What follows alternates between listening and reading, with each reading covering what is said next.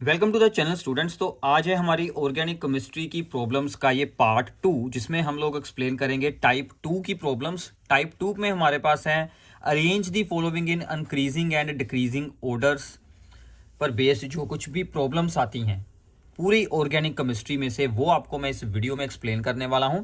तो अगर आप लोगों ने इससे पहले पार्ट को अभी तक सुना नहीं है तो सबसे पहले उसको ज़रूर सुनिएगा। उसमें हमने मोस्ट इंपॉर्टेंट प्रॉब्लम्स जो वहाँ पर होती हैं, identify the compounds ABCD type, उसको मैंने एक्सप्लेन किया था।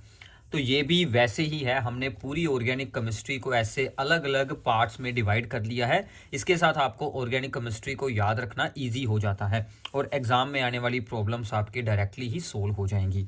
तो जितनी भी ऑर्गेनिक में से प्रॉब्लम्स आती हैं, जहां पर भी आप लोगों को कोई भी ऑर्डर पूछा जाता है, इंक्रीजिंग ऑर्डर चाहे हो डिक्रीजिंग ऑर्डर, वो सभी ऑर्डर्स आपके इस वीडियो में हो जाएंगे कवर। ठीक है, तो इसमें आप लोगों को कौन कौन से ऑर्डर्स जनरली पूछे जाते हैं एग्जाम में, जैसे कि रिएक्टिविटी के ऑर्डर होते हैं, जिसमें कि आप लोगों को SN1 reaction, SN2 reaction, dehydrohalogenation reaction यानी कि बीटा एलिमिनेशन, या फिर न्यूक्लियोफिलिक एडिशन रिएक्शंस आ जाती हैं। इसके अलावा boiling points and melting points के ऑर्डर सभी चैप्टर्स में से ही आ जाते हैं।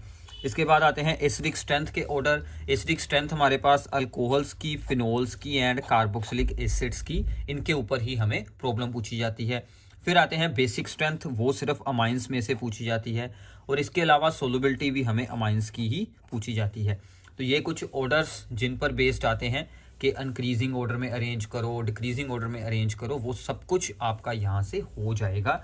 तो ये हमारी टाइप 2 हो जाएगी। ठीक है भाई, तो स्टार्ट करते हैं। सबसे पहली हमारे पास यहाँ पर प्रॉब्लम है, दैट इज कि arrange the isomeric dichlorobenzene in increasing order of their boiling point and melting point. हमारे पास है अभी आइसोमरिक डाइक्लोरोबेंजीन। अब देखिए, डाइक्लोरोबेंजीन के आइसोमर्स होते हैं ortho dichlorobenzene, Meta dichlorobenzene and para dichlorobenzene. तो इनको अगर हम लोग बॉइलिंग पॉइंट या फिर मेल्टिंग पॉइंट के ऑर्डर में अरेंज करते हैं, दोनों का आंसर सेम बनेगा। तो क्या होता है, मेटा डाइक्लोरोबेंजीन का बॉइलिंग पॉइंट सबसे लो, फिर उसके बाद ऑर्थो डाइक्लोरोबेंजीन, फिर उसके बाद आएगा पैरा डाइक्लोरोबेंजीन। अब रीजन क्या है, पैरा आइसोमर का boiling and melting point high होने का रीजन क्या है कि पैरा आइसोमर की सिमेट्रिकल स्ट्रक्चर होती है। सिमेट्रिकल स्ट्रक्चर होने के कारण इसकी क्लोज पैकिंग हो जाती है, जिसके कारण इसका मेल्टिंग पॉइंट हाई रहता है। एंड अगर हम लोग ऑर्थो की बात करें तो ऑर्थो में क्या होती है, ortho isomer has the strong dipole interactions then the meta isomer. तो इसका मेल्टिंग पॉइंट हाई होने का रीजन इसकी सिमेट्रिकल स्ट्रक्चर। ऑर्थो इसके बाद है, ऑर्थो में क्या होती है, डाइपोल इंटरेक्शंस, और मेटा में वो भी नहीं होंगी, इसलिए उसका मेल्टिंग पॉइंट सबसे लो रहेगा। तो ऐसे आप लोग को इसका अरेंजमेंट और इसका रीजन याद रखना है। ठीक है, तो आगे चलते हैं। Second question, that is the important है, हमारी सबसे इंपॉर्टेंट प्रॉब्लम्स में से एक है ये कि arrange the following in increasing order of reactivity towards SN1 reaction. हमें SN1 रिएक्शन के अकॉर्डिंग इनको increasing order of acidic strength, increasing order of reactivity में इनको अरेंज करना है। तो सबसे पहले कंपाउंड है 2 bromo 2 methyl butane, 1 bromopentane, 2 bromopentane, ऐसे ही एक हमें और दिया गया है। 2 प्रॉब्लम्स है। तो सबसे पहले हम लोग यहाँ पर समझते हैं कि SN1 रिएक्शन क्या होती है। अब देखिए, आंसर इसका छोटा सा है, बट मैं आपको एक्सप्लेन करना चाहता हूँ कि SN1 रिएक्शन में कैसे आप लोगों ने ऑर्डर को अरेंज करना है। पहले उसका हम थोड़ा सा यहाँ पर कॉन्सेप्ट को समझ लेते हैं।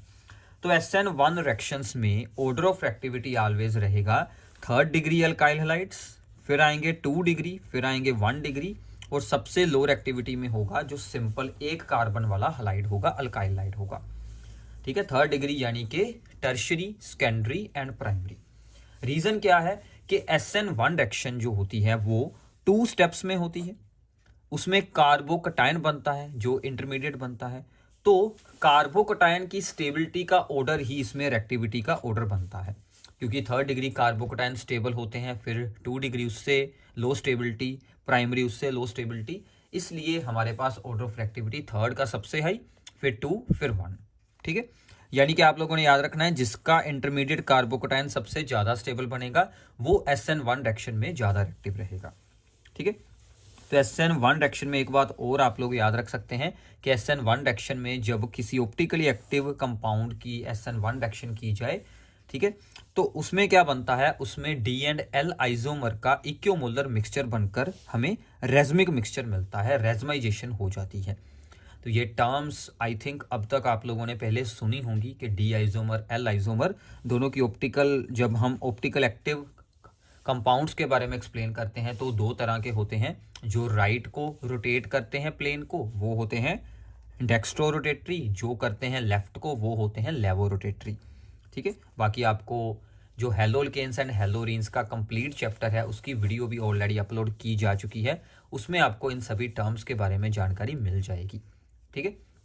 तो ये आप लोगों ने ऑर्डर याद रखना है, मेन बात हमारी ये है। अब इसके अकॉर्डिंग हम अपनी सबसे पहली जो थी प्रॉब्लम उसको अरेंजमेंट करते हैं। तो आप लोगों ने सिंपली क्या चेक करना है कि इनमें से 3rd डिग्री, 2 डिग्री, 1 डिग्री कौन है। जैसे ये है हमारे 3 कंपाउंड्स, ठीक है, इनकी हम लोग स्ट्रक्चर्स बनाएंगे। जो 3rd डिग्री होगा वो सबसे हाई एक्टिविटी वाला होगा, 2 डिग्री उसके बाद, और 1 डिग्री सबसे लोअर एक्टिविटी वाला। हमें बस उनको बाद में अरेंजमेंट ही यहाँ पर शो करना होगा, ठीक है। तो ये रही हमारी स्ट्रक्चर्स। तो सबसे पहले आता है यहाँ पर 3rd डिग्री।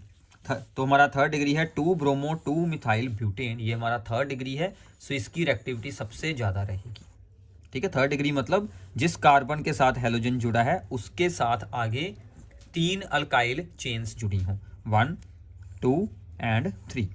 फिर ये आता है 2 degree, that is the 2 bromopentane, ये हमारा 2 डिग्री है, इसको हमने यहाँ पर 2 डिग्री अरेंजमेंट कर दिया। इसकी रिएक्टिविटी इसके बाद आएगी। और 1 ब्रोमोपेंटेन था हमारा प्राइमरी, तो इसकी रिएक्टिविटी सबसे लो आएगी, ठीक है। तो ऐसे आपने इनको अरेंज कर देना है, 3rd डिग्री, 2 डिग्री, फिर बाद में 1 डिग्री, ठीक है।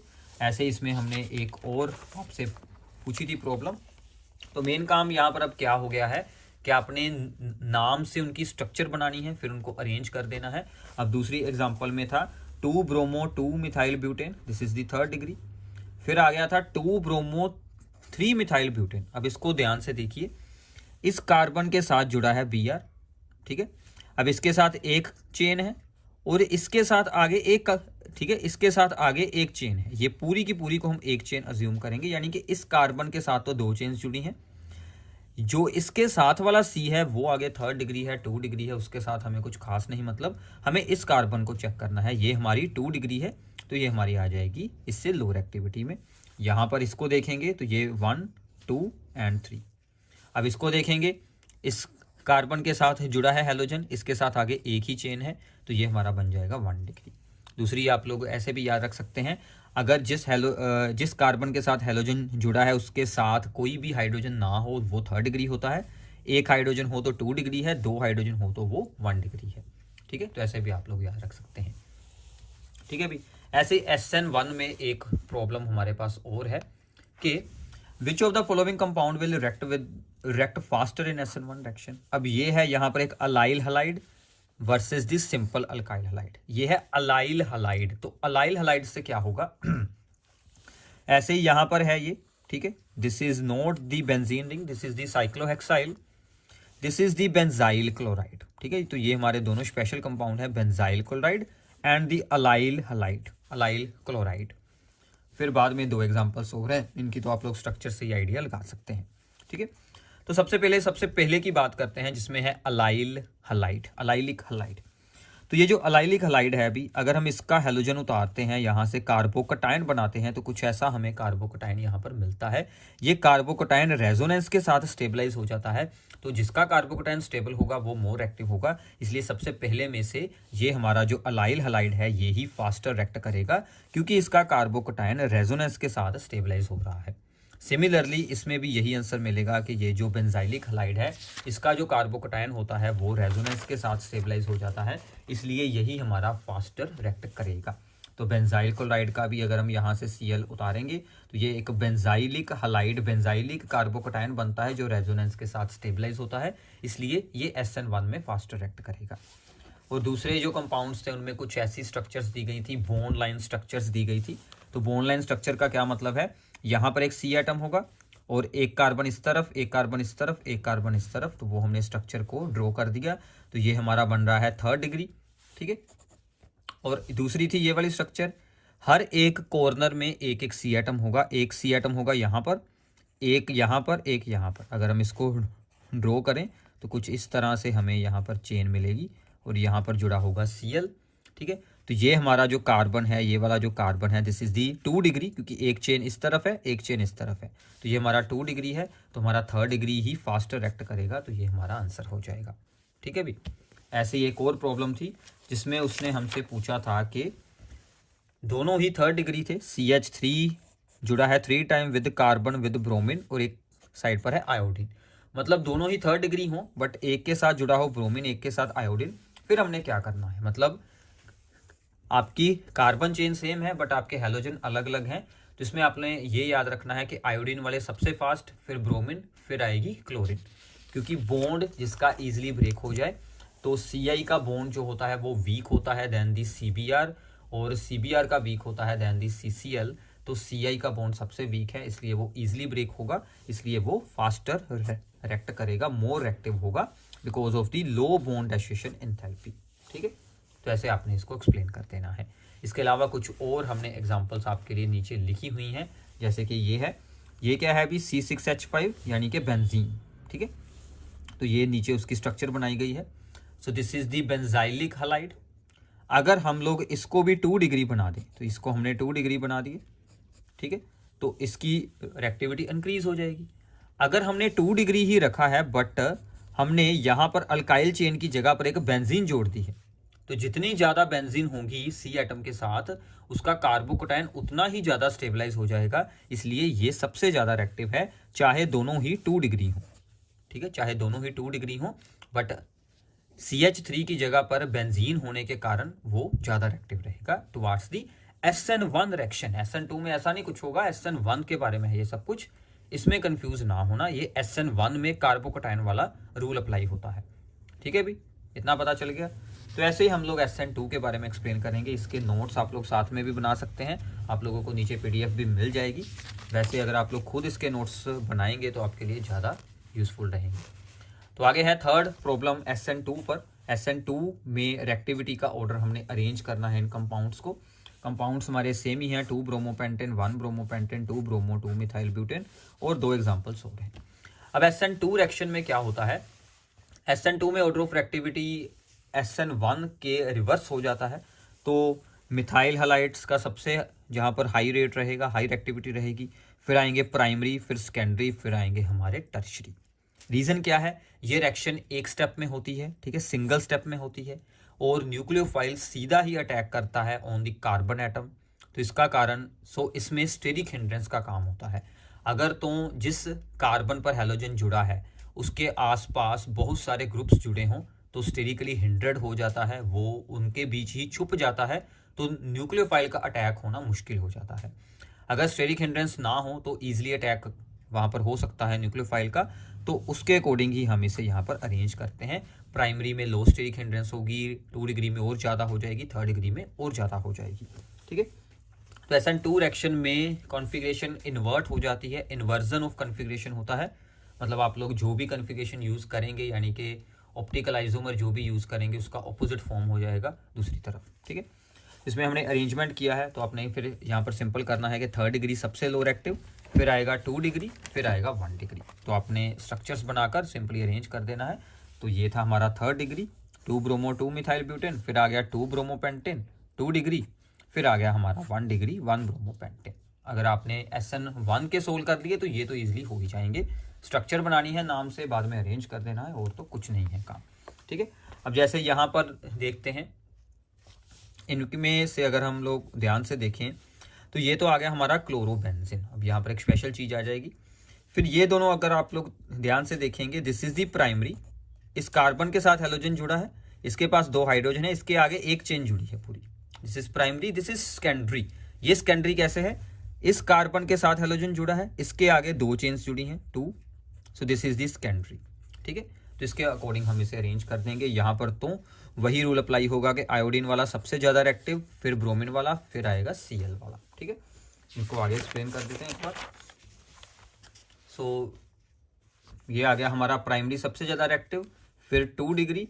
और अराइल हैलाइड्स जो होते हैं, क्लोरोबेंजीन हो, ब्रोमोबेंजीन हो, इनकी reactivity towards the nucleophilic substitution reaction SN1 में SN2 SN1 SN2 क्या होती हैं? Nucleophilic substitution reaction. दोनों के मैकेनिज्म अलग है दोनों न्यूक्लियोफाइल के अटैक होना और हेलोजन को सब्स्टिट्यूट करना। क्लोरोबेंजीन यानी कि अराइल हैलाइड्स में बहुत ही डिफिकल्ट होता है, हेलो अरीन्स में डिफिकल्ट होता है। इनकी रिएक्टिविटी टुवार्ड्स न्यूक्लियोफिलिक सब्स्टिट्यूशन लो होती है। ठीक है, रीजन क्या है? क्योंकि कार्बन और हेलोजन का बॉन्ड यहाँ पर partial double bond character acquire करता है। ये बॉन्ड स्ट्रॉन्ग होता है, ये बॉन्ड स्मॉल होता है due to the sp2 hybridised carbon atom of the benzene ring. तो ऐसे कुछ रीजंस आप लोग इसमें एक्सप्लेन कर सकते हैं कि पार्शियल डबल बॉन्ड करैक्टर होता है, ड्यू टू दी रेजोनेंस के साथ एक्सप्लेन हो सकता है, और ये कार्बन Cl का बॉन्ड स्मॉल होता है due to the sp2 hybridised carbon atom of benzene, जिसके कारण इस बॉन्ड को ब्रेक कर पाना काफ़ी डिफिकल्ट है। बाकी ये अलग रीजनिंग की जो एक हमारी वीडियो ऑलरेडी अपलोडेड है उसमें आप लोगों को ये सभी रीजंस एक्सप्लेन किए हुए मिल जाएंगे। ठीक है, तो ये बात आप लोगों को मैंने इसमें भी दोबारा से रिपीट करवा दी है ताकि आपको कोई भी मुश्किल ना हो, इसलिए हमने इसको सबसे लोअर एक्टिविटी में रखा है। उसके बाद हमारे 2 डिग्री और 1 डिग्री आ जाएगा। ठीक है, जब डायरेक्टली हेलोजन बेंजीन के साथ जुड़ा है तो आपने कुछ नहीं और देखना, इसको लोअर एक्टिविटी में डाल देना है। ठीक है, और लास्ट वाले का तो मैंने आपको बता ही दिया था कि आयोडीन वाला सबसे हाई रहेगा, फिर ब्रोमीन, फिर आएगा क्लोरीन। सेम के बॉन्ड एसोसिएशन एंथैल्पी लो होती जाएगी इसके कारण। ठीक है, तो ये हो गया हमारे SN1 एंड SN2। इसके बाद आती है एलिमिनेशन रिएक्शन यानी कि बीटा एलिमिनेशन या डीहाइड्रोहेलोजिनेशन, जिसमें क्या होता है कि अल्कोहलिक KOH को हम लोग ऐड करते हैं और हेलोजन और वहाँ से हाइड्रोजन रिमूव होकर अल्कीन्स बन जाते हैं, डबल बॉन्ड अल्कीन बनता है। ठीक है, तो कंपाउंड्स फिर से हमारे वही हैं, 2 bromo pentane, 2 bromo 2 methyl butane and 1 bromo pentane. अब इसमें आप लोगों ने ऑर्डर याद रखना है, SN1 वाला सेम ऑर्डर है। ठीक है, ईज ऑफ एलिमिनेशन या फिर decreasing order of reactivity towards elimination is the 3rd degree, 2 degree, 1 degree. 3rd degree की सबसे हाई रहेगी तो 3rd डिग्री वाला सबसे आगे रख लेंगे हम लोग कंपाउंड, फिर आएगी हमारी 2 डिग्री की, फिर आएगी हमारी 1 डिग्री की। अब इसका रीज़न क्या है? रीज़न अब देखिए कि मैंने आपको बताया कि एलिमिनेशन होकर अल्कीन्स बनते हैं और अल्कीन सबसे स्टेबल वो होता है जो मोर अल्काइलेटेड हो, जिसमें डबल बॉन्ड के आसपास ज़्यादा अल्काइल ग्रुप्स जुड़े हों।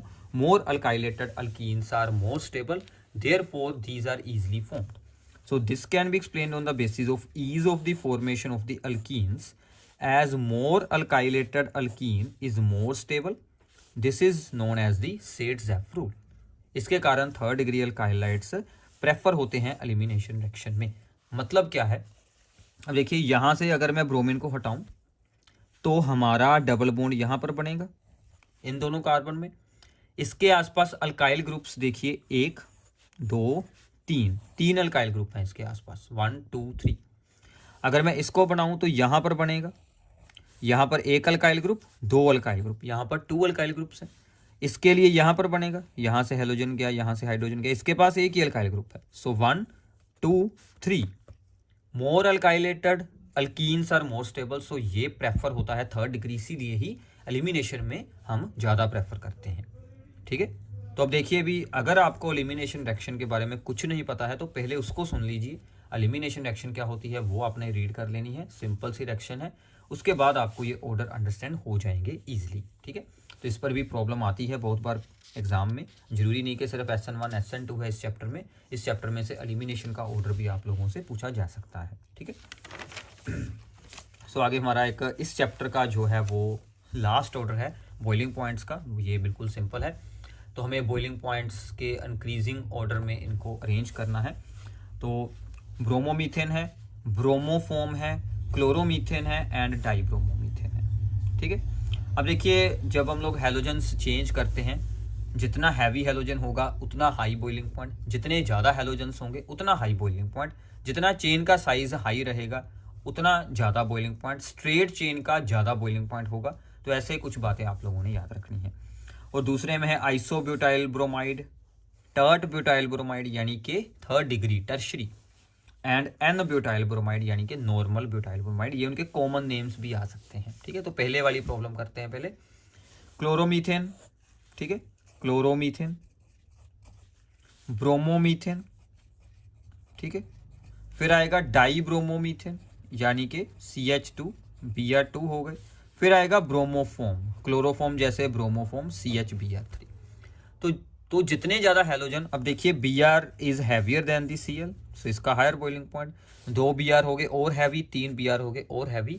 तो जैसे जैसे मास इंक्रीज होता जाएगा, साइज इंक्रीज होता जाएगा, तो हमारा बॉइलिंग पॉइंट भी इंक्रीज होता जाएगा। ठीक है। सेकंड में थे हमारे पास आइसोमरिक अल्काइलाइड्स थे। आइसोमरिक अल्काइलाइड्स आ जाएं, मतलब सेम मोलिकुलर फार्मूला, अलग अलग आइसोमर हो, स्ट्रेट चेन वाले आइसोमर का बॉइलिंग पॉइंट सबसे हाई रहेगा, बिकॉज स्ट्रेट चेन के कारण उसके पास लार्ज सरफेस एरिया होता है, जिसके कारण वो स्ट्रॉन्ग वैंडरवाल फोर्सेज को फॉर्म करता है। तो स्ट्रेट हो गया हमारा n butyl bromide, n means होती है नॉर्मल यानी कि स्ट्रेट चेन। फिर आता है आइसो ब्यूटाइल ब्रोमाइड। ठीक है, आइसो में सेकंड लास्ट के साथ हम हेलोजन जोड़ देते हैं या फिर कार्बन एटम जोड़ देते हैं। ठीक है, और इसके बाद हमारे पास आता है that is the tertiary butyl bromide. ठीक है, टर्शरी ब्यूटाइल ब्रोमाइड। तो ऐसे आपने इनको यहाँ पर ऑर्डर में दैट इज दी अरेंज कर देना है। ठीक है, इतना आइडिया हो गया अभी। तो इसका सरफेस एरिया सबसे ज़्यादा होगा स्ट्रेट चेन के कारण। ठीक है, तो आगे चलते हैं। ये था हमारा सबसे पहला चैप्टर। ठीक है, हेलोल्केन्स हेलोअरीन्स में से। तो हम सबसे पहले बात करते हैं कि why alcohols are weaker acid than the water. Alcohols जो होती हैं वो वाटर से भी वीक एसिड होती हैं। रीज़न क्या है कि अल्कोहल का जर्नल फार्मूला हमारे पास होता है ROH, यानी कि अल्काइल ग्रुप के साथ OH ग्रुप जुड़ा होता है। अब देखिए अल्कोहल एसिडिक क्यों होती है? एसिडिक होने का रीज़न है कि ये जो OH का बॉन्ड है, this bond is the polar, जिसके कारण यहाँ से H पॉजिटिव आयन बनकर रिलीज होता है, लॉस होता है। ठीक है, अब क्या होता है कि R जो ग्रुप है अल्काइल ग्रुप, उसका इलेक्ट्रॉन रिलीजिंग इंडक्टिव इफेक्ट होता है +I इफेक्ट, जिसके कारण वो अपने इलेक्ट्रॉन ऑक्सीजन की ओर रिलीज करता है और इस OH बॉन्ड की पोलैरिटी को डिक्रीज कर देता है। OH बॉन्ड की पोलैरिटी डिक्रीज हो गई तो H पॉजिटिव का लॉस होना डिफिकल्ट हो जाएगा, प्रोटॉन का लॉस होना डिफिकल्ट हो जाएगा। तो सिंपल सी बात है, electron releasing effect of the alkyl group, जिसके कारण OH बॉन्ड की पोलैरिटी डिक्रीज हो जाएगी, जिसके कारण H पॉजिटिव का लॉस होना डिफिकल्ट हो जाएगा। वाटर में ऐसा कोई अल्काइल ग्रुप होता नहीं जिसके कारण कोई इलेक्ट्रॉन रिलीजिंग इफेक्ट हो, therefore alcohols are weaker acid than the water. ठीक है अभी। अब अगर हम लोग अल्कोहल्स में उनको अरेंज करेंगे, primary, secondary and third degree alcohols में से कौन सबसे स्ट्रॉन्ग होगी, तो इसमें आपको ऐसे कुछ प्रॉब्लम आ सकती है कि arrange the following alcohols in decreasing order of there acidic strength. हमें दी गई है ब्यूटेन 2 ओल, ब्यूटेन 1 ओल, 2 मिथाइल प्रोपेन 2 ओल। अब देखिए जितने भी आप इनके अंडर प्रॉब्लम्स करेंगे, सो भी सबसे इंपॉर्टेंट बात है आपको IUPAC नेमिंग आती हो, नेमिंग से स्ट्रक्चर बनाएं, फिर ही आपको आइडिया होगा कि प्राइमरी कौन है, सेकेंडरी कौन है, थर्ड डिग्री कौन है। अब इतना तो एटलीस्ट आप लोगों को सीखना ही होगा। ठीक है, अब देखिए एसिडिक स्ट्रेंथ प्राइमरी की सबसे ज़्यादा होगी, सेकेंडरी की उससे कम, थर्ड डिग्री की उससे कम, क्योंकि जितने ज़्यादा अल्काइल ग्रुप उतना ज़्यादा इलेक्ट्रॉन रिलीजिंग इंडक्टिव इफेक्ट और उतनी ही एसिडिक स्ट्रेंथ डिक्रीज हो जाएगी, जैसे हमने ऊपर एक्सप्लेन किया था ROH वाले केस में। ठीक है, तो अब ब्यूटेन 1 ओल इज दी प्राइमरी, फिर आएगा ब्यूटेन 2 ओल जो कि सेकेंडरी अल्कोहल है, फिर आएगी 2 मिथाइल प्रोपेन 2 ओल जो कि थर्ड डिग्री अल्कोहल है। तो ऐसे आप इनको अरेंज कर सकते हैं decreasing order of the acidic strength का। ये ऑर्डर याद रख लेना, बाद में नाम से स्ट्रक्चर बनाना तो आपको आइडिया हो जाएगा कि कौन प्राइमरी है, कौन सेकेंडरी है, कौन थर्ड डिग्री है। तो ये कुछ ऐसी इनकी स्ट्रक्चर्स बनेंगी। This is the butanol, butane 2 ओल, 2 मिथाइल प्रोपेन 2 ओल। तो ऐसे आप इनको अरेंज कर सकते हैं primary, secondary and third degree. Reason हमने यहाँ पर सेम लिखा है कि जितने ज़्यादा अल्काइल ग्रुप्स होंगे उतनी ही जो electron density over oxygen atom increase हो जाएगी, जिसके कारण बॉन्ड की पोलैरिटी लो होने के बाद प्रोटॉन का लॉस होना डिफिकल्ट हो जाएगा। एक और इसमें वे होता है, आप इसको अगर एक्सप्लेन करना चाहें, कि जो हमारे कंजुगेट बेस बनते हैं, यानी कि एसिड का H पॉजिटिव लॉस करने के बाद जो वहाँ पर अल्को ऑक्साइड आयंस बनते हैं, अल्कोहल का H पॉजिटिव लॉस करने के बाद ऑक्सीजन पर चार्ज आ जाता है negative, so these are the alkoxide ions. जिसका अल्को ऑक्साइड आयन सबसे ज़्यादा स्टेबल होगा, ठीक है, वो सबसे स्ट्रॉन्ग यहाँ पर बन जाएगा एसिड।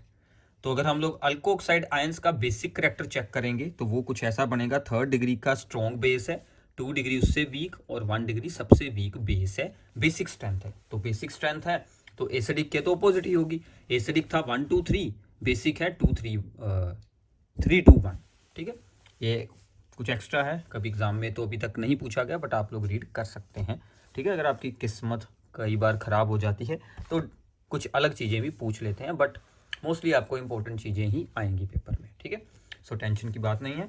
अब आगे चलते हैं कि phenols are more acidic than the alcohol. Phenol alcohol से भी ज़्यादा एसिडिक होती है। पहले हमने बात की कि अल्कोहल्स से ज़्यादा एसिडिक है वाटर। अल्कोहल्स में प्राइमरी सबसे स्ट्रॉन्ग, प्राइमरी सेकेंडरी, फिर थर्ड डिग्री। अब जो फिनोल होती है, phenol is more acidic than the alcohol. इसका भी रीज़न हमारे पास सिंपल है कि फिनोल अल्कोहल से स्ट्रॉन्ग एसिड क्यों होती है। अब देखिए, फिनोल जब H पॉजिटिव लॉस करेगी तो वो अपना फिनोक्साइड आयन बनाएगी, ठीक है, फिनोक्साइड आयन बन जाएगा। अब ये जो फिनोक्साइड आयन है ये रेजोनेंस के साथ स्टेबलाइज हो सकता है। रेजोनेंस होती है, ये इलेक्ट्रॉन पेयर इस तरफ शेयर होगा, बेंजीन रिंग के ऊपर चार्ज पूरा हमारा डिस्पर्स हो जाएगा, ठीक है।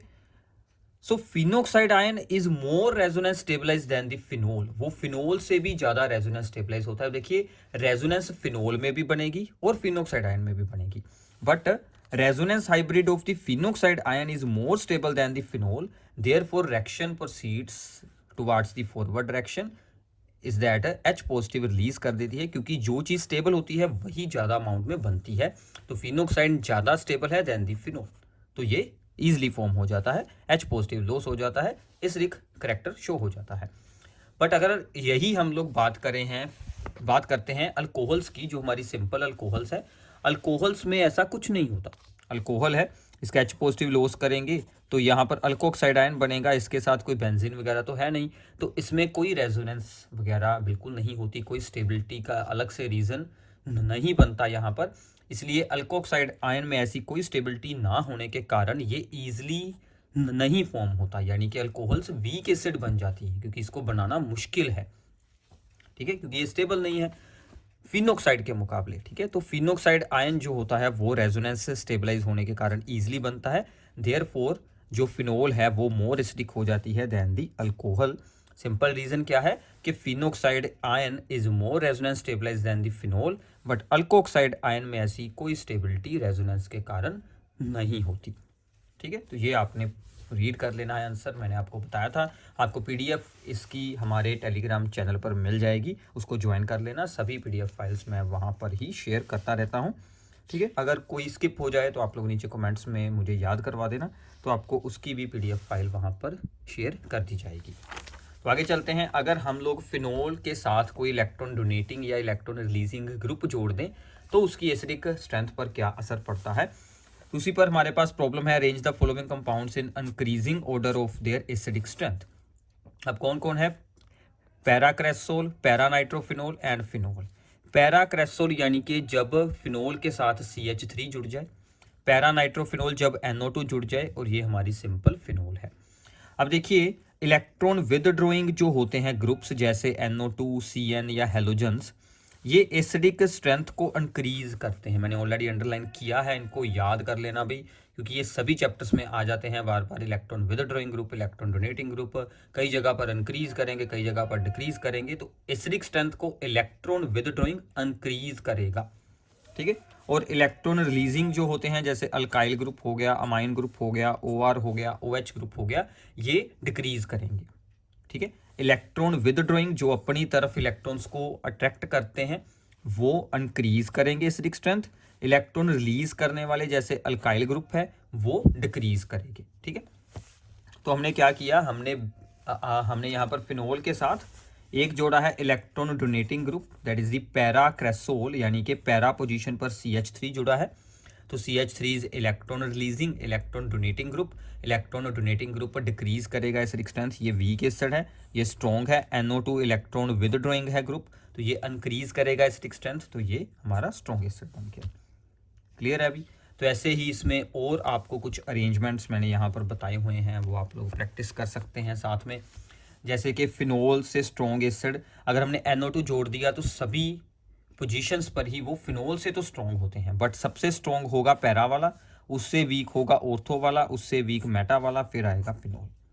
अगर हमने CH3 जोड़ा है तो सभी वीक एसिड बनेंगे फिनोल से, तो सबसे स्ट्रॉन्ग है फिनोल, मेटा वाला उससे वीक, फिर पैरा वाला और फिर ऑर्थो वाला। यानी कि डिक्रीज वाले केस में ऑर्थो सबसे वीक है, इंक्रीज वाले केस में पैरा सबसे स्ट्रॉन्ग है। ठीक है, तो ये कुछ ऑर्डर आप लोगों ने याद रखने, इसमें मिस्टेक हो सकती है, इनको अच्छे से याद कर लेना भी। ठीक है, अंडरस्टैंडिंग हो गई है कि इसका मतलब क्या है।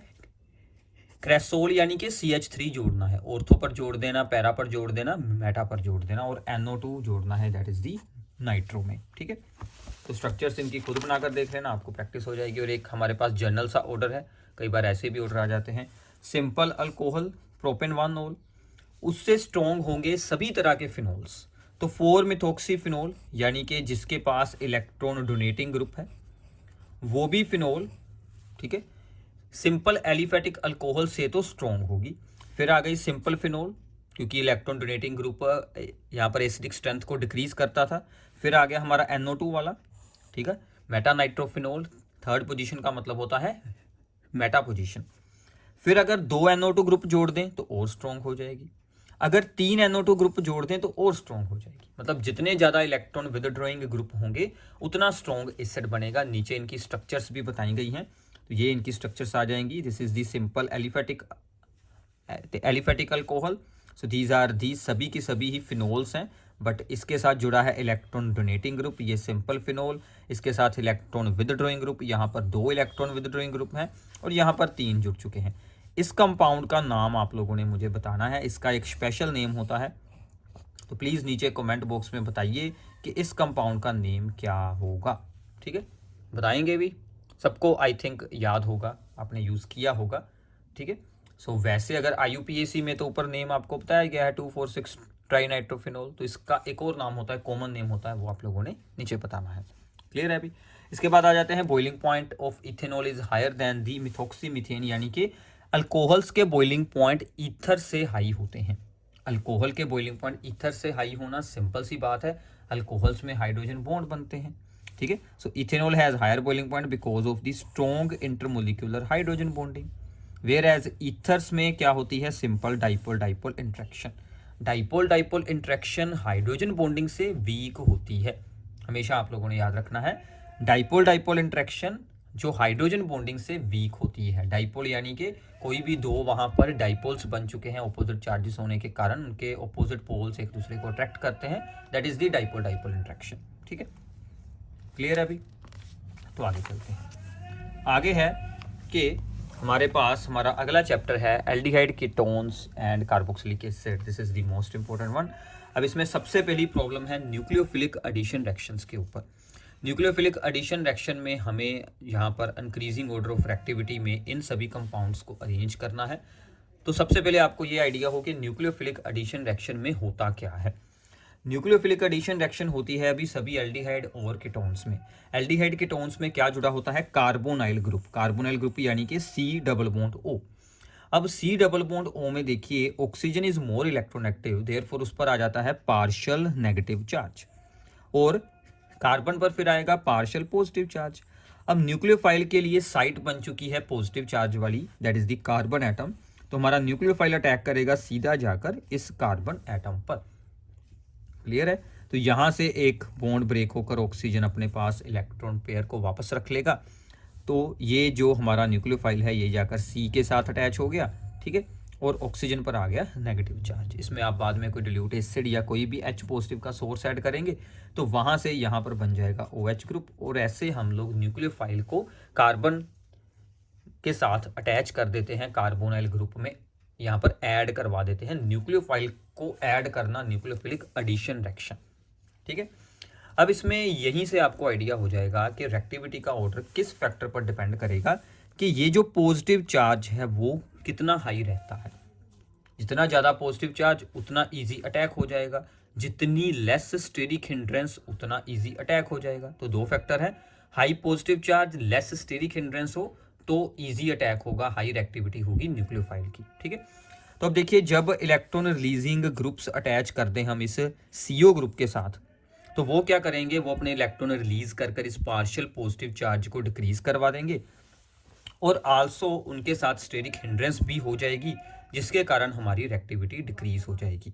ठीक है, सो देयरफॉर जितने भी हमारे कीटोन्स होंगे उनकी रिएक्टिविटी एल्डिहाइड से लो रहेगी। अगर हम लोग यहाँ पर CO ग्रुप के साथ कोई भी अल्काइल ग्रुप जोड़ देते हैं तो वो अपने इलेक्ट्रॉन्स को रिलीज करेगा टुवार्ड्स द कार्बन एटम, जिसके कारण इस कार्बन एटम का जो पॉजिटिव चार्ज आया था, पार्शियल पॉजिटिव चार्ज आया था इसके ऊपर, वो हमारा डिक्रीज हो जाएगा।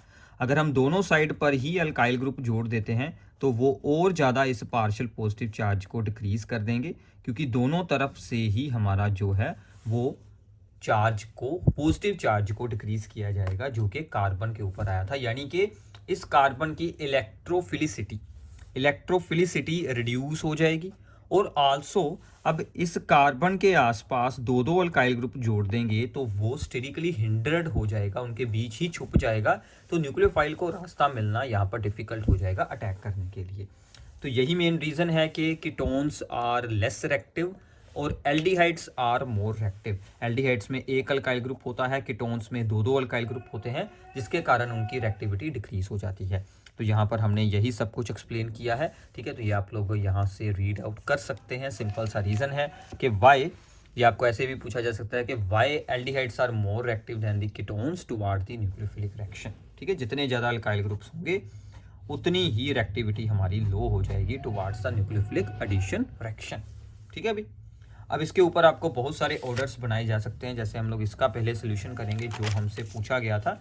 हमसे पूछा गया था ये ऑर्डर, इसमें हमने क्या किया कि एल्डिहाइड्स को सबसे आगे रख लिए, इथेनॉल और प्रोपेनॉल। अब एल्डिहाइड में भी जितनी स्मॉल चेन होगी कार्बन एटम्स की उतनी हाई रिएक्टिविटी, क्योंकि उतना इलेक्ट्रॉन रिलीजिंग इफेक्ट लो होगा, स्टेरिक हिंड्रेंस लो होगी। तो इथेनॉल 2 कार्बन वाला, फिर आ गया प्रोपेनॉल, फिर आएंगे कीटोन्स, पहले छोटा कीटोन फिर उससे बड़ा कीटोन सबसे लेस रिएक्टिव होगा, ठीक है। इतना क्लियर है अभी। चेन के साइज के साथ रिएक्टिविटी डिक्रीज होगी। तो इस तरह से हमने कीटोन्स, फिर दोनों एल्डिहाइड्स, ये दोनों कीटोन्स, ठीक है। तो ये दोनों थे हमारे कीटोन्स और ये दोनों थे हमारे एल्डिहाइड्स। तो ऐसे आप इनको अरेंज कर सकते हैं, क्लियर है अभी।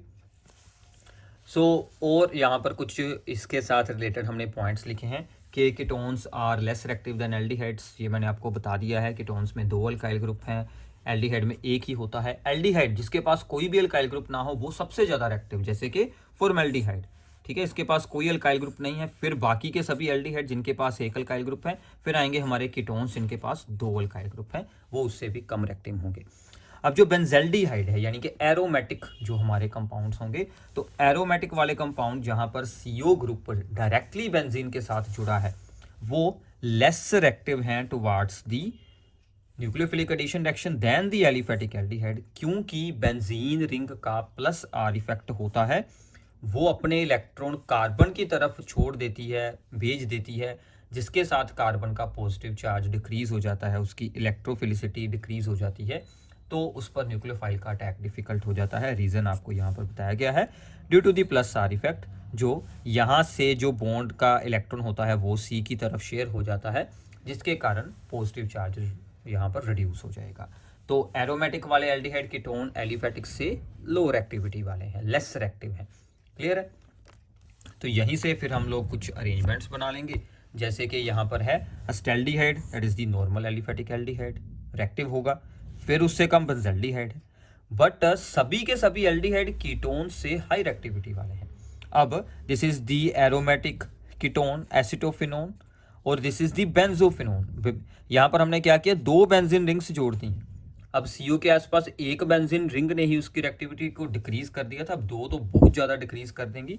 तो 2 रिंग्स जोड़ने के पास, क्योंकि C6H5 बेंजीन रिंग यानी कि फिनाइल ग्रुप की ही एक जनरल रिप्रेजेंटेशन है, ठीक है। तो ऐसे आप इनको ऑर्डर में अरेंज कर सकते हैं। अब देखो भी ये ऑर्डर सीधे सीधे याद कर लेना, आपको असर्शन रीजन या MCQ या फिर किसी भी रीजनिंग प्रॉब्लम में पूछे जा सकते हैं, केस स्टडीज़ भी आ जाती हैं, तो इनको अच्छे से प्रिपेयर आप लोगों ने ज़रूर कर लेना है, ठीक है। मैं यही कोशिश कर रहा हूँ कि आपको हर एक ऑर्डर का रीज़न भी साथ में ही एक्सप्लेन कर दूँ ताकि आपको कोई भी डिफ़िकल्टी ना हो। अब यहाँ पर फिर से आ गया इलेक्ट्रॉन विदड्रॉइंग ग्रुप इंक्रीज करेंगे रिएक्टिविटी, तो ये सेम है। इलेक्ट्रॉन विदड्रॉइंग ग्रुप फिनोल में भी एसिडिक स्ट्रेंथ को इंक्रीज करते थे और यहाँ पर भी रिएक्टिविटी को इंक्रीज ही कर रहे हैं, इन दोनों का तो सेम हो गया। और इलेक्ट्रॉन डोनेटिंग ग्रुप रिएक्टिविटी को डिक्रीज करते हैं, ठीक है। हमने बेंजेल्डिहाइड के साथ जोड़ा है, ये बेंजेल्डिहाइड, इलेक्ट्रॉन विदड्रॉइंग NO2 जोड़ा तो हाई रिएक्टिविटी, CH3 जोड़ा तो लो रिएक्टिविटी। ये हमारा एक कीटोन है, तो कीटोन होने के कारण ये बाकी के एल्डिहाइड से तो पीछे ही रहेगा, चाहे इनके साथ electron releasing electron withdrawing group जोड़ भी दो, फिर भी इनकी हाई रिएक्टिविटी रहने वाली है। ठीक है अभी, ये ऑर्डर बहुत ही इंपॉर्टेंट है। फिर आ जाता है एक छोटा सा और क्वेश्चन बॉइलिंग पॉइंट्स के ऊपर। तो बॉइलिंग पॉइंट में एक अल्कोहल है, फिर एल्डिहाइड है, फिर कार्बोक्सिलिक एसिड है, फिर सिंपल अल्केन है। तो सिंपल सी बात है, सबसे हाई बॉइलिंग पॉइंट रहेंगे कार्बोक्सिलिक एसिड्स के, फिर आएंगी हमारी अल्कोहल्स, फिर एल्डिहाइड, फिर सिंपल अल्केन। अब देखो सिंपल अल्केन में तो वैन डर वाल अट्रैक्शंस होती हैं। अब जो एल्डिहाइड्स होते हैं इनमें थोड़े बहुत वहाँ पर डाइपोल्स वगैरह बनने शुरू होते हैं, तो थोड़ी बहुत अट्रैक्शन उसके कारण बन जाती है। और अल्कोहल्स में तो हाइड्रोजन बॉन्ड बनते हैं। कार्बोक्सिलिक एसिड में बहुत ज़्यादा हाइड्रोजन बॉन्ड बनते हैं अल्कोहल्स के मुकाबले। So more extensive association due to the hydrogen bonding, therefore इनके बॉइलिंग पॉइंट सबसे हाई रहेंगे। ठीक है, इसके अलावा अगर आपको बेंजोइक एसिड आ जाए तो बेंजोइक एसिड जो है वो इससे भी आगे रहेगा। कार्बोक्सिलिक एसिड जो सिंपल है एलिफेटिक वाले हैं उनसे भी ऊपर है, क्योंकि मामला यहाँ पर बॉइलिंग पॉइंट का है, तो उनका मास भी हाई हो जाता है, जिसके कारण कि उनका बॉइलिंग पॉइंट और ज़्यादा इंक्रीज हो जाएगा। क्लियर है अभी? तो आपने ये भी बात का ध्यान रखना है कि किस चीज़ का ऑर्डर है, बेसिक स्ट्रेंथ है, एसिडिक स्ट्रेंथ है, बॉइलिंग पॉइंट है, तो सबके ऊपर अलग आपके कॉन्सेप्ट उसी के अकॉर्डिंग ही अप्लाई होने वाले हैं। क्लियर है अभी? तो आगे चलते हैं, कार्बोक्सिलिक एसिड की एसिडिक स्ट्रेंथ के बारे में देखते हैं कि सबसे पहले आ गया कि why carboxylic acids are stronger acid than the phenol. तो सिंपल सी बात है, कार्बोक्सिलिक एसिड फिनोल से स्ट्रॉन्ग एसिड है। ठीक है, अब देखो अल्कोहल से स्ट्रॉन्ग फिनोल, फिनोल से strong carboxylic acid acidic strength में। ठीक है, अब देखो कि कार्बोक्सिलिक एसिड में एसिडिक कैरेक्टर शो होता है क्योंकि वो अपना H पॉजिटिव आयन लॉस कर देता है एक्वस सोल्यूशन में। सिंपल सी बात है। एंड क्या बनाता है? वो बनाता है carboxylate ion. This is the carboxylate ion. यहां से H उतार दो, इसके ऊपर चार्ज बना दो, this is the carboxylate ion. This carboxylate ion is stabilized by the resonance. ठीक है, इसके कारण वो एसिडिक है। तो फिर से यहाँ पर सेम है कि कार्बोक्सिलेट आयन तो स्टेबल हो जाता है रेजोनेंस के कारण, इसलिए रिएक्शन फॉरवर्ड होगी तो वो एसिडिक अपना करैक्टर शो करेगा। अब बात है कि फिनोल के साथ इसको कंपेयर करना है। फिनोल में भी तो फिनोक्साइड बनता था, फिनोक्साइड भी तो रेजोनेंस के साथ स्टेबलाइज था। अब देखिए रेजोनेंस स्ट्रक्चर को सबसे ज्यादा कौन स्टेबल करता है कि कौन से एटम पर चार्ज डिस्पर्स हो रहा है। यहां पर चार्ज डिस्पर्सल हो रहा है दो ऑक्सीजन एटम के बीच, और दोनों ऑक्सीजन एटम क्या होते हैं? ऑक्सीजन इज मोर इलेक्ट्रोनेगेटिव, बहुत ही हाई इलेक्ट्रोनेगेटिव है, तो ये चार्ज को अच्छे से मतलब संभाल के रख सकती है। तो यही मेन रीजन है कि कार्बोक्सिलेट आयन जो है वो more stabilized than the phenoxide ion, क्योंकि फिनोक्साइड में एक ही ऑक्सीजन होता है। ठीक है, तो सिंपल सा reason, carboxylate ion is more stable by the resonance than the phenoxide ion because of the two electronegative oxygen atoms in the carboxylate ion। तो वही हमने यहाँ पर एक्सप्लेन किया है कि यहाँ पर नेगेटिव चार्ज डिस्पर्स किया जाता है दो इलेक्ट्रोनेगेटिव ऑक्सीजन एटम्स के कारण। ठीक है, सिंपल है अभी। तो ऐसे आपको रीजन याद हो जाएंगे, बिल्कुल सिंपल सा काम है। ठीक है अभी, बट एक बार थोड़ी सी मेहनत आपको भी करनी होगी, थोड़ा सा रीड करें, साथ साथ में नोट्स बना लेंगे तो भी बड़ा अच्छा काम है। मैंने आपके लिए नोट्स बनाए हैं, बाकी मुझे तो इन नोट्स की कोई ज़रूरत है नहीं, ये सभी नोट्स आपके लिए ही बनाए गए हैं ताकि आप लोग एग्ज़ाम में अच्छी परफॉर्मेंस कर सकें, चाहे आपके बोर्ड एग्ज़ाम हो, चाहे आपके JEE का एग्ज़ाम हो, नीट का एग्ज़ाम हो, किसी भी एग्ज़ाम में आप लोग ऑर्गेनिक के लिए इन नोट्स को यूज़ कर सकते हैं। फिर आता है कि अगर हम लोग इनके साथ भी कार्बोक्सिलिक एसिड्स के साथ भी कुछ अटैच कर दें, कोई electron donating electron withdrawing group, तो क्या होगा? तो यहाँ पर भी आपके लिए ईजी हो गया, सेम काम है। Electron donating group decreases the acidic strength, phenol में भी, न्यूक्लियोफिलिक एडिशन में भी, और कार्बोक्सिलिक एसिड में भी। और electron withdrawing group increases the acidic strength. ठीक है, तो ये सेम है, आपको इसकी चिंता अब मतलब अभी तक तो कुछ अलग आया नहीं है कि फिनोल्स में, न्यूक्लियोफिलिक एडिशन रिएक्शन में और कार्बोक्सिलिक एसिड में इलेक्ट्रॉन विदड्रॉइंग इंक्रीज करेगा, इलेक्ट्रॉन डोनेटिंग डिक्रीज करेगा, सभी का सेम काम चल गया। ठीक है, अब हमारे पास अरेंजमेंट उसने क्या क्या पूछे हैं। एक उसने पूछा है सिंपल, यहाँ पर acetic acid, ethanoic acid, ethanoic acid के साथ हमने जोड़ दिया Cl, Cl is electron withdrawing, फिर जोड़ दिया fluorine, so fluorine is also electron withdrawing and इसका इफेक्ट Cl से भी स्ट्रॉन्ग होता है, तो ये सबसे स्ट्रॉन्ग एसिड बन जाएगा। सो क्या आएगा ऑर्डर हमारा? एसिटिक एसिड, फिर Cl वाला, फिर फ्लोरीन वाला, क्योंकि फ्लोरीन का इंडक्टिव इफेक्ट स्ट्रॉन्ग है वो और ज़्यादा उसको स्ट्रॉन्ग एसिड बना देगा, इलेक्ट्रॉन विदड्रॉइंग और स्ट्रॉन्ग इफेक्ट अपना शो करेगा। इतना क्लियर है अभी। और दूसरा उसने पूछा था बेंजोइक एसिड के साथ रिलेटेड, उसका देखते हैं अब क्या बनेगा।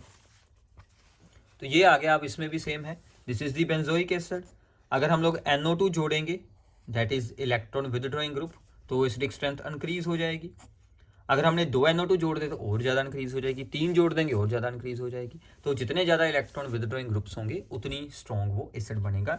इलेक्ट्रॉन डोनेटिंग ग्रुप जैसे OCH3 या फिर ओनली CH3 भी होता तो भी ये इलेक्ट्रॉन डोनेटिंग ग्रुप है, तो इसकी एसिडिक स्ट्रेंथ डिक्रीज हो जाएगी। क्लियर है। तो ये काम आपका इजी हो गया। अभी सभी में सेम कॉन्सेप्ट अप्लाई हो रहा है। अब ये कुछ और इंपॉर्टेंट ऑर्डर्स हैं, जैसे carboxylic acid without any alkyl group that is the methanoic acid, एक कार्बन वाला, ये स्ट्रॉन्गेस्ट एसिड है क्योंकि अल्काइल ग्रुप क्या होता है, electron releasing, electron donating. Electron donating group क्या करता है, एसिडिक स्ट्रेंथ को डिक्रीज करता है। उसका साइज भी जितना ज़्यादा होगा उतनी एसिडिक स्ट्रेंथ और हो गई डिक्रीज। और अगर हम वहाँ पर इसके साथ वाले कार्बन को ही 2 डिग्री बना देंगे तो वो और वीक हो जाएगा इससे। तो ऐसे जितने ज़्यादा अल्काइल ग्रुप्स लगेंगे उतना ही वीक एसिड होता जाएगा, because alkyl group is electron donating. Clear है। अब फिर आता है कि Cl एटम अगर अटैच हो, ठीक है। अब देखिए Cl एटम अटैच हो, Cl इज इलेक्ट्रॉन विदड्रॉइंग, तो एसिडिक स्ट्रेंथ इंक्रीज करेगा, ठीक है। अब Cl की पोजीशन को भी आप लोगों ने ध्यान से देखना है। अगर तो कार्बोक्सिलिक ग्रुप के अगले कार्बन पर है तो स्ट्रॉन्गेस्ट, उससे अगले पर आ गया तो और थोड़ा वीक, उससे अगले पर आ गया तो और वीक, अगर है ही नहीं तो सबसे वीक। मतलब Cl इंक्रीज करेगा चेन में, आप लोग उसे किसी भी जगह पर अटैच कर दो तो वो एसिडिक स्ट्रेंथ को इंक्रीज करेगा। जितना पास में जाएगा इस ग्रुप के उतना वो उसको स्ट्रॉन्ग एसिड बना देगा, ठीक है। इतना क्लियर है। अब Cl Br F का भी आपस में मुकाबला होता है तो वो उनके इंडक्टिव इफेक्ट के अकॉर्डिंग चलता है। जैसे कि फ्लोरीन वाला सबसे स्ट्रॉन्ग रहेगा, फिर Cl वाला, फिर Br वाला, फिर आयोडीन वाला, ठीक है। तो ये हमने ऑलरेडी पहले भी हमने आपको बता ही दिया था। तो ऐसे आप इनको अरेंज यहाँ पर कर सकते हैं। इतना क्लियर है अभी, ठीक है। तो ऐसे ही कुछ और ऑर्डर्स हैं, ये भी इंपॉर्टेंट है अभी, ये भी याद रख लेना, क्या पता होता है क्या आ जाए पेपर में, ठीक है। मतलब कुछ सिंपल सी बातें हैं। सो अगर आप लोग सुन लेंगे तो कोई खास मुश्किल नहीं है। Formic acid without any alkyl group strongest, फिर आता है बेंजोइक एसिड जो कि वीक होगा। जो बेंजोइक एसिड है वो फॉर्मिक से वीक है क्योंकि जो बेंजाइल, जो यहाँ पर फिनाइल ग्रुप है, जो ये रिंग जुड़ी है, इसका इलेक्ट्रॉन रिलीजिंग इफेक्ट थोड़ा बहुत तो होगा ही, ठीक है।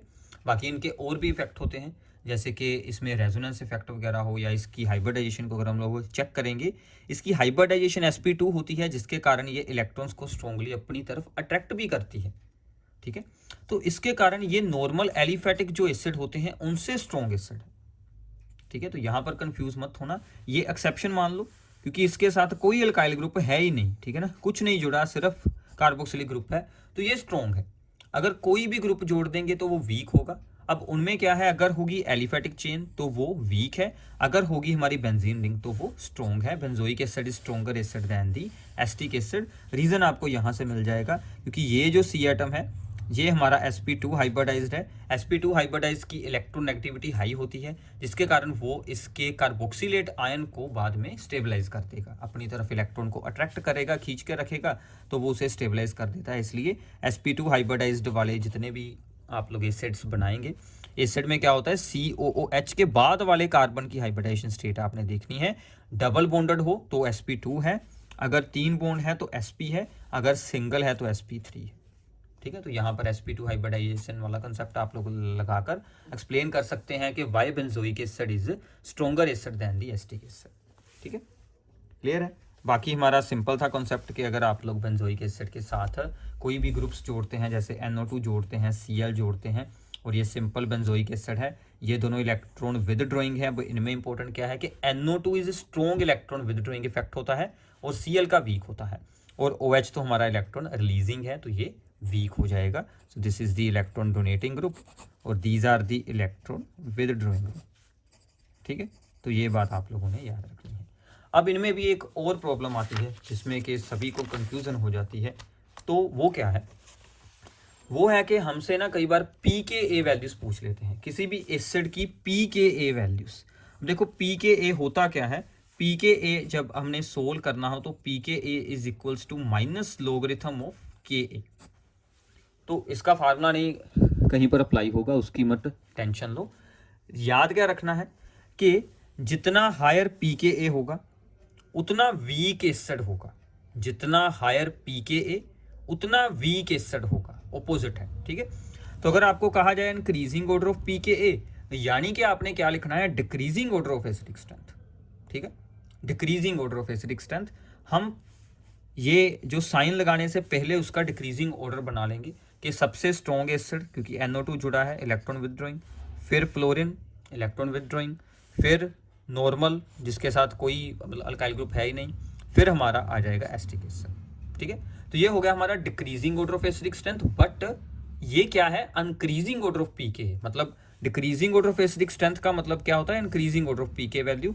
हमने इसके अकॉर्डिंग शो करना है तो हम लोग एरो इस तरफ यूज कर लेंगे कि इस तरफ को पीके वैल्यूज इंक्रीज हो रही है, तो सिंपल है, ऑपोजिट करना है काम, बट शो आपने पीके ए के अकॉर्डिंग यहाँ पर साइन लगाने हैं।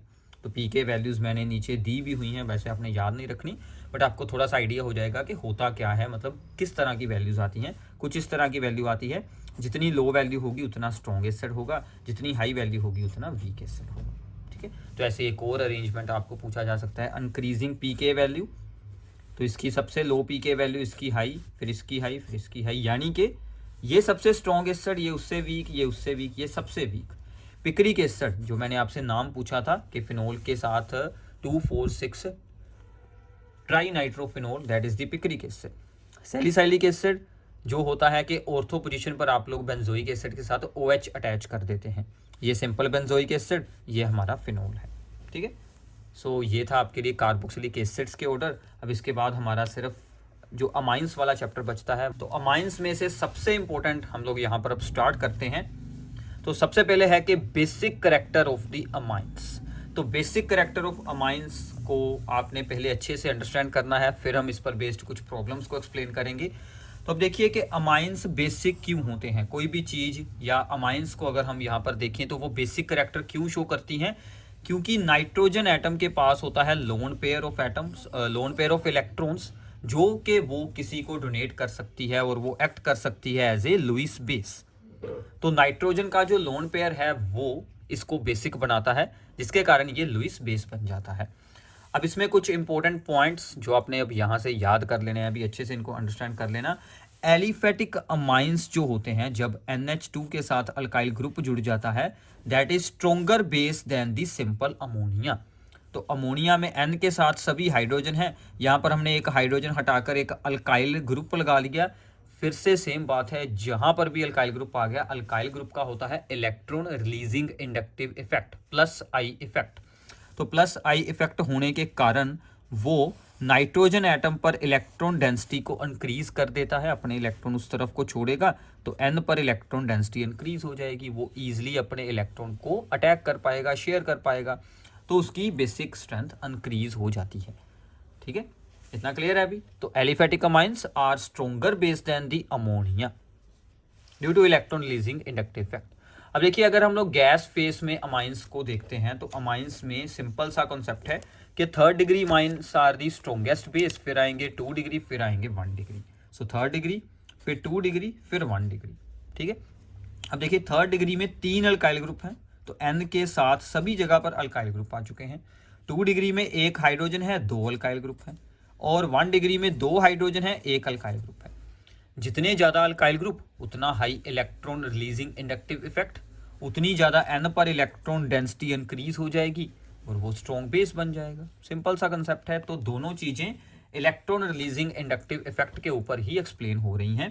तो गैस फेस में जो है वो बेसिक स्ट्रेंथ का ऑर्डर क्या रहेगा, 3, 2, 1। अब इसको याद रखिए, ये गैस फेस में है, एक्वस सोल्यूशन में अलग हो जाएगा, वो हम आगे एक्सप्लेन करते हैं। क्लियर है अभी? ओके। तो आगे है कि एक्वस सोल्यूशन में अब क्या होता है, इसको थोड़ा सा आपने समझना है कि एक्वस सोल्यूशन में होगा क्या। एक्वस सोल्यूशन में क्या होगा कि N अपना लोन पेयर हाइड्रोजन पॉजिटिव यानी कि एसिड या फिर वाटर में से H पॉजिटिव के साथ, ठीक है, शेयर कर देगा और वो अपना बेसिक करैक्टर शो करेगा इस तरह से, और वो बनाएगा अमोनियम कटायन, ठीक है, जब H पॉजिटिव किसी बेस के साथ अटैच हो गया, इस अमाइन के साथ अटैच हो गया, तो वहां से एक पॉजिटिव आयन बन रहा है जिसको हमने नाम दे दिया अमोनियम कटायन। ठीक है, अब देखो बेसिक स्ट्रेंथ डिपेंड करती है 3 फैक्टर्स पर। सबसे पहली है solution of the ammonium cation, यानी कि ये अमोनियम कटायन वाटर के साथ कैसे इंटरेक्ट होता है, कैसे सोलवेंट यानी कि वाटर के साथ अपनी इंटरेक्शन करता है। ठीक है, और स्टेरिक हिंड्रेंस, कितने अल्काइल ग्रुप्स हैं जहां पर, जितने ज्यादा अल्काइल ग्रुप उतनी ज्यादा स्टेरिक हिंड्रेंस। ठीक है, सोल्वेशन हाई और steric hindrance low, solvation high steric hindrance low होगी तो बेसिक स्ट्रेंथ इंक्रीज होगी। ठीक है, तो ये सब कुछ होता है प्राइमरी में। तो इसके अकॉर्डिंग ऑर्डर क्या बनेगा, प्राइमरी, सेकेंडरी, थर्ड डिग्री, क्योंकि प्राइमरी अमाइंस में सबसे ज्यादा हाइड्रोजन होने के कारण सोल्वेशन हाई होती है, अल्काइल ग्रुप एक ही होता है तो स्टेरिक हिंड्रेंस लो होती है। ठीक है, तो इन दोनों इफेक्ट के अकॉर्डिंग ये ऑर्डर होना चाहिए। बट अब इंडक्टिव इफेक्ट भी तो बीच में ही काम करेगा ना, वो कहीं गया थोड़ी है। अब एक्वा सोल्यूशन होने के कारण 2 इफेक्ट और आ गए हैं, बट इंडक्टिव इफेक्ट तो हमारा एज इट इज ही रहने वाला है। वो क्या कह रहा है, 3-2-1। तो इन दोनों को कंबाइन कर कर जो हमारा ओवरऑल ऑर्डर है, जो आप लोगों ने याद रखना है, दैट इज दी 2-3-1। ठीक है, तो 2 डिग्री सबसे स्ट्रॉन्ग, फिर आएगा 3 डिग्री, फिर आएगा 1 डिग्री। जैसे कि हमने ये यहाँ पर इथाइल अमाइंस की एग्जांपल दी है, सो this is the di ethyl amine. ठीक है, और इसके साथ जुड़े हैं 3 इथाइल ग्रुप, फिर ये हमारा प्राइमरी अमाइन है। ठीक है, तो ऐसे आपको ये मिल जाएगी। अब इसमें भी एक्सेप्शन है, एक्सेप्शंस तो आपको पता है अभी सभी जगह आएंगी। तो अगर मिथाइल अमाइंस आ जाए, अगर मिथाइल ग्रुप जुड़े हो, यानी कि सभी के सभी यहाँ पर एक एक ही कार्बन एटम वाला ग्रुप हो, मिथाइल अमाइंस हो, तो ऑर्डर में 2 डिग्री तो स्ट्रॉन्ग रहेगा ही रहेगा, 1 और 3 इंटरचेंज हो जाएंगे, तो ये बन जाएगा 2-1-3।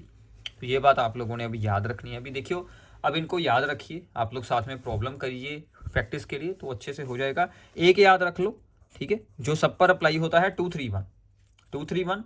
ठीक है, 2 हमेशा आगे रहेगा, 3-1 को आपने चेंज कर देना है अगर मिथाइल अमाइंस आए। 2-3-1, 231, 231, ऐसे भी आप लोग इसे याद रख सकते हैं। ठीक है, इतना क्लियर है अभी। चलो अब देखो, अगर आपको कुछ जानना हो सोल्वेशन के बारे में, तो सोल्वेशन का मतलब क्या है कि जब अमोनियम कटायन बन जाता है तो वाटर का जो ऑक्सीजन होता है वो इस अमोनियम कटायन के हाइड्रोजन्स के साथ हाइड्रोजन बॉन्ड बना लेता है और उसे स्टेबलाइज कर देता है। यहाँ से ऐसे हाइड्रोजन बॉन्ड बनते हैं, इसी को ही सोल्वेशन बोलते हैं। सोल्वेशन उतनी हाई होगी जितने यहाँ पर हाइड्रोजन होंगे।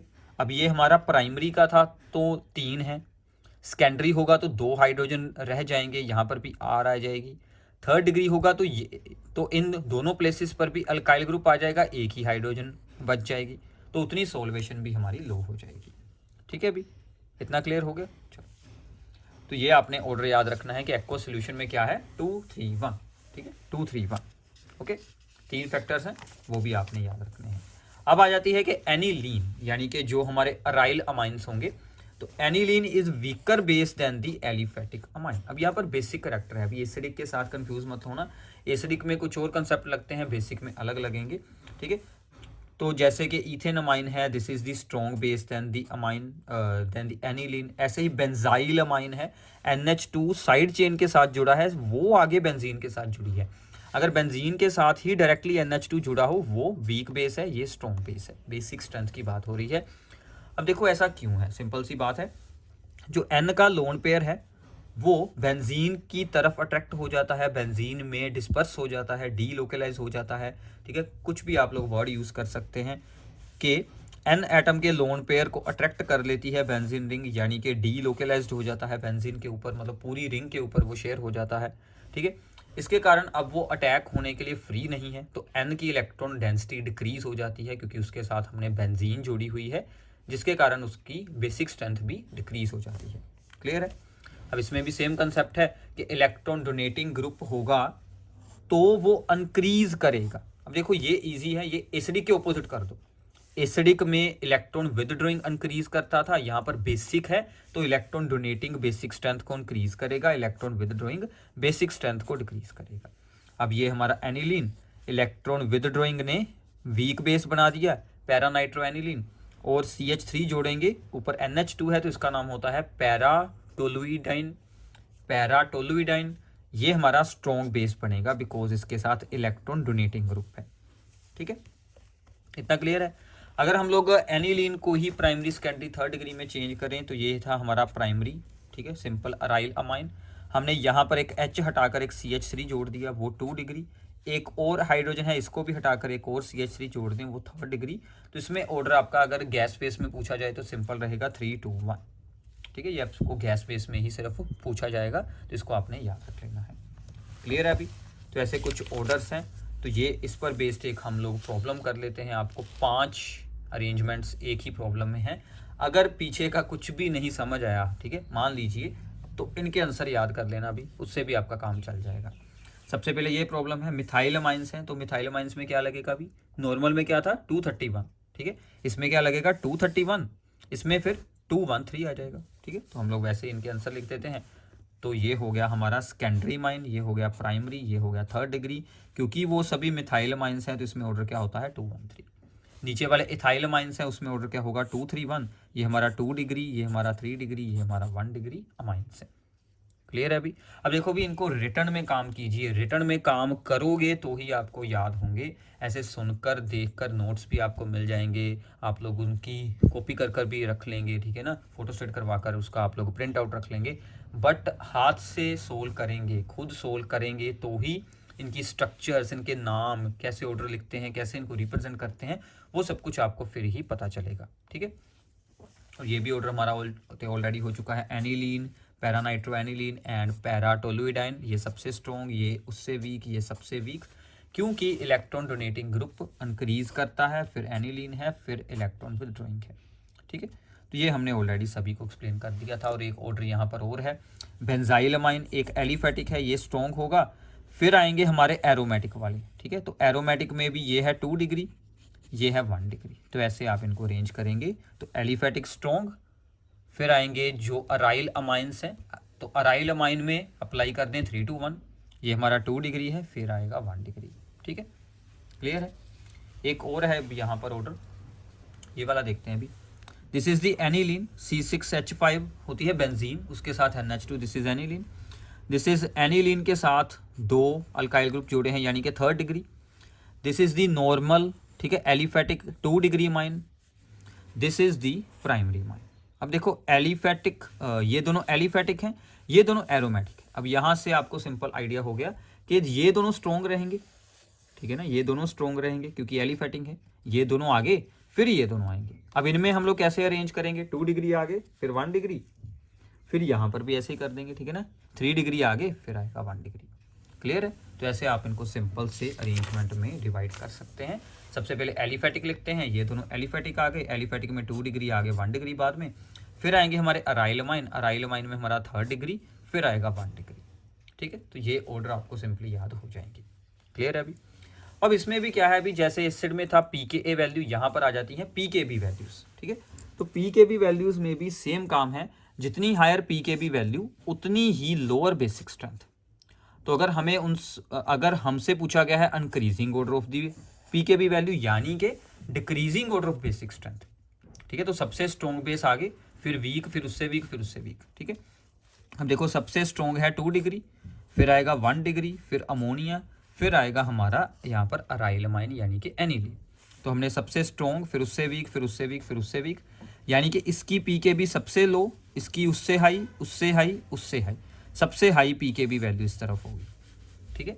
तो ऑपोजिट सोचकर आंसर बनाएं, फिर एरोज pKb के अकॉर्डिंग, ये जो इनइक्वालिटी के साइन हैं वो pKb अकॉर्डिंग आपने शो करने हैं।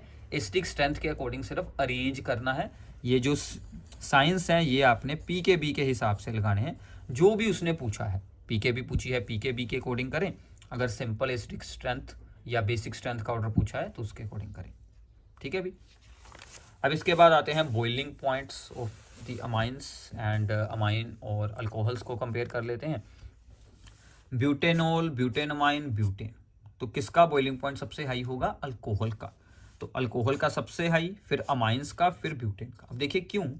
क्योंकि अल्कोहल भी हाइड्रोजन बॉन्ड बनाता है, अमाइंस भी हाइड्रोजन बॉन्ड बनाते हैं, but alcohol strong hydrogen bond बनाएगा क्योंकि अल्कोहल में ऑक्सीजन एटम है, अमाइंस में है nitrogen atom. Oxygen is more electronegative than the nitrogen, तो वो स्ट्रॉन्ग हाइड्रोजन बॉन्ड बनाएगा। इसके कारण इसके बॉइलिंग पॉइंट हाई हैं, फिर अमाइंस आएंगे, फिर सिंपल अल्केन्स आएंगे। अगर कार्बोक्सिलिक एसिड भी होते बीच में तो वो सबसे आगे रहते, उनके बॉइलिंग पॉइंट सबसे हाई हैं, क्योंकि वो एक्सटेंसिव हाइड्रोजन बॉन्ड बनाते हैं, कि वो ज़्यादा हाइड्रोजन बॉन्डिंग शो करते हैं। ठीक है, फिर अगर हम लोग अमाइंस को आपस में कंपेयर करें तो सिंपल सा काम है अभी 1 2 3। ठीक है, तो प्राइमरी का सबसे हाई बॉइलिंग पॉइंट, फिर सेकेंडरी, फिर थर्ड डिग्री, क्योंकि हाइड्रोजन बॉन्ड जितने ज़्यादा हाइड्रोजन होंगे उतने ज़्यादा बनेंगे। इसके पास 2 हाइड्रोजन है, इसके पास 1 है, इसके पास है ही नहीं। तो more the hydrogen atom more is the degree of the association due to the hydrogen bonding. तो प्राइमरी का हाई बॉइलिंग पॉइंट, फिर सेकेंडरी, फिर थर्ड डिग्री। ठीक है, अगर आपको को रीजन पता होंगे ना तो ही आपको ऑर्डर याद रहेंगे। रीजन सोचेंगे तो आपको ऑर्डर भी याद आ जाएगा। तो ये प्रैक्टिस आप लोगों ने करनी है, रीजंस को याद रखना है। एक इसमें सोलबिलिटी भी आपसे पूछी जा सकती है कि सोलबिलिटी इनकी को अरेंज करें। सोलबिलिटी भी सिंपल है अभी, प्राइमरी, फिर सेकेंडरी, फिर थर्ड डिग्री। ठीक है, और अगर कोई अराइल माइन आ गया तो उसकी सोलबिलिटी सबसे लो रहेगी। तो ये है हमारी यहाँ पर एनिलीन, ये हमारा 2 डिग्री एलिफेटिक, ये हमारा प्राइमरी की सोलबिलिटी सबसे ज़्यादा, क्योंकि 2 हाइड्रोजन है और हाइड्रोजन बॉन्डिंग ही सोलबिलिटी को इंक्रीज करती है, जो कि वाटर के साथ फॉर्म करने हैं उसने। ये हमारा 2 डिग्री है, इसके पास 1 हाइड्रोजन है, इसकी लो सोलबिलिटी। फिर आ गया एनिलीन, तो एनिलीन के पास चाहे 2 हाइड्रोजन है, बट एक बहुत ही बड़ी बेंजीन रिंग का साइज है, जिसको कि हाइड्रोफोबिक बोलते हैं। वो वाटर को रिपेल करती है, ना कि अट्रैक्ट होने की बजाय। इसके कारण इसकी सोलबिलिटी डिक्रीज हो जाती है due to the large hydrophobic part in the aniline. ठीक है, तो ऐसे आपने इनको अरेंज करना है। सो भी ये थे आपके लिए टाइप 2 की प्रॉब्लम्स, जिसमें हमने सभी अरेंजमेंट्स वाली प्रॉब्लम्स को आपके लिए एक्सप्लेन किया। Acidic strength, basic strength, reactivity के ऑर्डर। अगर कुछ और भी हुआ तो वो आपको अलग से इसके नोट्स में ऐड कर दिया जाएगा, अगर कोई एक आधी प्रॉब्लम रह गई हुई तो। बाकी मैंने पूरी कोशिश की है कि सभी चैप्टर्स की इंपॉर्टेंट ऑर्डर्स जो होते हैं, इंक्रीजिंग डिक्रीजिंग ऑर्डर में अरेंज करना होता है, वो सब आपका यहाँ पर क्लियर हो जाए। तो ऐसे आपकी 2 टाइप्स हो चुकी हैं, जल्दी आपको थर्ड टाइप की वीडियोस भी मिल जाएंगी। तो इनकी प्रैक्टिस कीजिए और अपने सभी फ्रेंड्स के साथ इन्हें शेयर कीजिए। Thanks for watching this video.